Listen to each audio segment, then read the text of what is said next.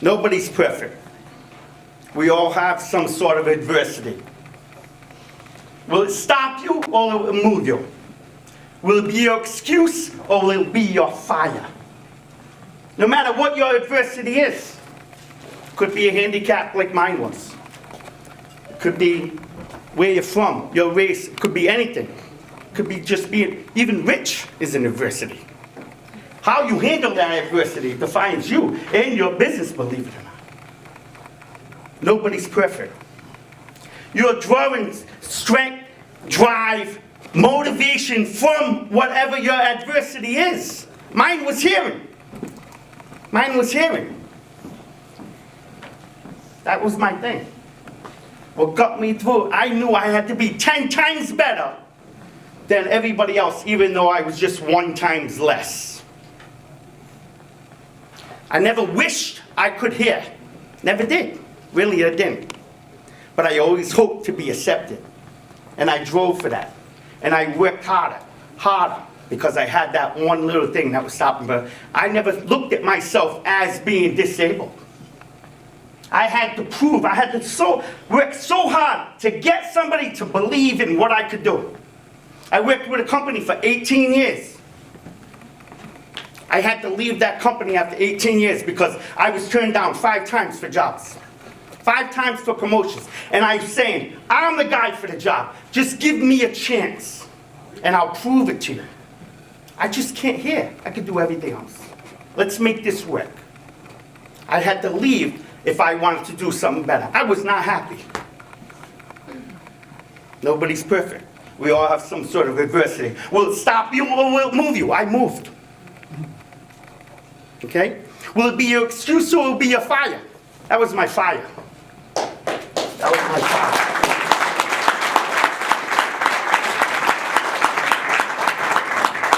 So I left a little job after 18 years, and I left that job with 3 kids at home. Twins, too. A new house, new car. That's how bad I had to get out of the situation I was in, because I knew I could be better. I didn't have my implants yet, but I was that strong. And then next 10 years, a string of businesses. Every single business I tried to do, I tried to throw something in it different, make it mine. What can I do to change the game? I used to play this game, and you could probably do it with your own business. Whatever business you're in, whether it's someone Herbalife or real estate. I used to drive down the street. If I see an empty storefront, I try to figure out, what could I put in that storefront? What would work here? That was a little game. Then I'm going to take about the demographics of the geography. What stores were next to it? What stores were across the street? And that's how you got to try to think. I'm like, all right, had nothing to do with it. And I was to take ideas and say, hey, that's a good idea. I'm going to put steroids in that idea and make it my own and make it better. Okay? If you're in real estate, I'm sure the first person to put balloons in front of a house for an open house, all the other real estate agents were probably laughing like, ha, he's putting balloons in front of the house. They thought it was crazy. Next thing you know, there's billboards for real estate agents. Now there's drones. Constantly evolving. Constantly seeing what you can do different. What can you do different? I got my hair in at 40. I always wanted to be a stand-up comedian. At 45 years old, somebody signed me up for a comedy class. I went to it. You had to graduate in front of an audience. There was 200 people at Twin River Casino. My first time on stage. In 3 months, I came in second in the Rhode Island Comedy Festival. In 3 months, I came, in third of the Catch a New Rising Star contest, and in just 1 year later, I won the 2011 Rhode Island Comedy Throwdown. But I was 45 years old in a young man's game, just starting out in comedy. Clubs wouldn't book me. People wouldn't book me. I'm 45 years old. You know, I wasn't a big name. I'm not a big name. I do bring something different to the table. Funny is funny, they say. But to get that chance is really hard. If you get a booking at a comedy club, you are lucky. You are lucky if you get 2 weekends a year. Lucky. I had to change the game. I started booking my own shows. Created my own stage. And that morphed into creating a company called Funny for Funds. Comedy night fundraisers. A lot of companies, a lot of comedies. Comedy's been around forever. Comedy night fundraisers just as long. But nobody's doing what I'm doing. Why? Because it's a lot of work. I'm not just a guy who shows up with a microphone and a stool. I'm going to do a lot of little customer service things. It's a lot of little things, but it looks like a lot of things. Okay? What I'm trying to say is, I saw something that was there ready for me to take. And I took it. It was that simple. Nobody was doing it. Nobody was doing what I was doing. They were just showing up. All right, you know what? I'm going to bring a stage. I'm going to bring a backdrop. I'm going to bring a spotlight. Nobody's bringing spotlights. I'm gonna make their tickets, their flyers in their Facebook event page. I'm gonna hold the pep rally and teach them how to make the most money. I'm gonna do all that. I'm gonna even give them raffle tickets. And you know what? While I'm there, I'm gonna MC the whole event. I'm already there. You see what I'm saying? I saw a need. I saw a need.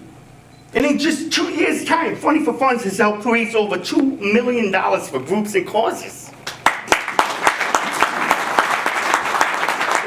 Company.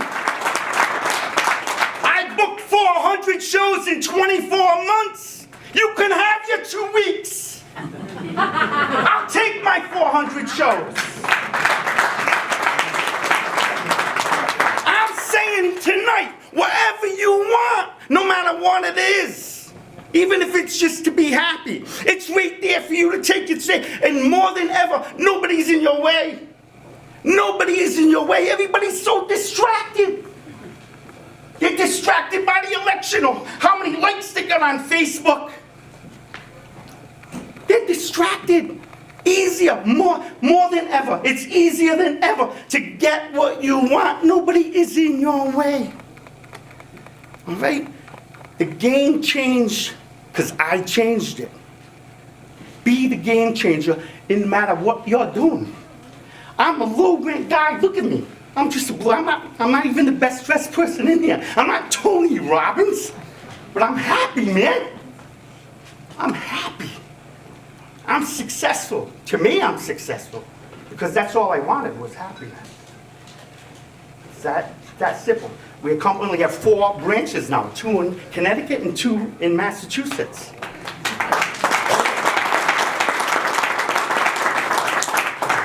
We have 90 comedians in our lineups. That's amazing. I'm not going to stop. I'm just trying to tell you, nobody's perfect. We all have some sort of adversity. My adversity was hearing. What is yours? Could be anything. Okay? Will it stop you or will it move you? Will it be your excuse or will it be your fire? Okay? Because you never know that one day when you feel all of in 19 minutes alone, you're going to score 3 touchdowns. That's what I'm telling you to do. You're going to score 2 two-point conversions. You're going to kick a field goal. You're going to strip sack. And you're going to recover that ball. You're going to drive that team back out of field goal range. And after all that, you're going to win the coin toss.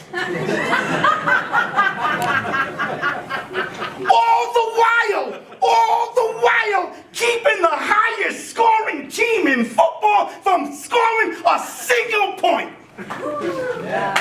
You can do it with your business. Do your job. Right? That's all it is. Bill Belichick will tell you all the time, do your job. Just on paper, that was impossible. Half of you guys went to bed. Don't lie. Half of you guys went to bed. But it wasn't impossible. It's always impossible till some crazy bastard comes along and does it. Reinvent yourself. Go after whatever you want. Okay? No matter how hard it is, no matter how it is, you could do it. Change the game for you. One more time. Nobody's perfect. We all have some sort of adversity. Will it stop you or will it move you? will be your excuse or will it be your fire? Thank you very much for letting me speak here tonight.